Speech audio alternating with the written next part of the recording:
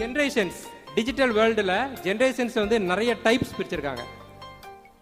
1980s 90s பிறந்தவங்களை வந்து மில்லினியல்னு சொல்லுவாங்க. 1997 2012 வரைக்கும் உள்ளவங்களை வந்து ஜென் ஜெட் அப்படின்னு சொல்லுவாங்க. 2010க்கு அப்புறம் 2024 வரைக்கும் பிறந்தவங்களை வந்து ஜென் ஆல்ஃபா அப்படின்னு சொல்லுவாங்க. இப்போ நான் எதுக்காக இந்த முக்கியமான விஷயம் சொல்றேன் அப்படின்னா, நம்மளோட ஹிஸ்டரி எடுத்து பார்த்துக்கிட்டோம் அப்படின்னா ஒவ்வொரு 14 வருஷங்கிறது தான் ஒரு ஜென்ரேஷன். ஸோ ஒவ்வொரு ஜென்ரேஷனுக்கும் அடுத்த ஜென்ரேஷன் பார்த்தீங்கன்னா இன்டெலிஜென்ட் கோஷன் என்று சொல்லக்கூடிய ஐக்யூ லெவல் வந்து 3 பாயிண்ட்ஸ் வந்து இம்ப்ரூவ் ஆகுது. சமீபத்தில் போன வாரம் ஒரு ரிசர்ச் பப்ளிகேஷன் வெளியிட்டிருந்தாங்க. ஜெரோட் ஹால்வர்த் அப்படின்ட்டு ஒரு யூஎஸ்ஏ சார்ந்த ஒரு நியூரோ சயின்டிஸ்ட்.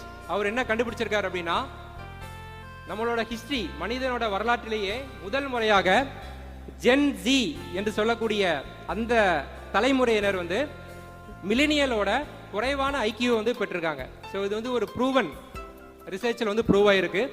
இந்த எஃபெக்ட் பேர் வந்து ஃப்ளென் எஃபெக்ட் அப்படின்னு சொல்றோம். ஜேம்ஸ் ஃப்ளென் அப்படின்னு ஒரு சைக்காலஜிஸ்ட் வந்து கண்டுபிடிச்சாரு.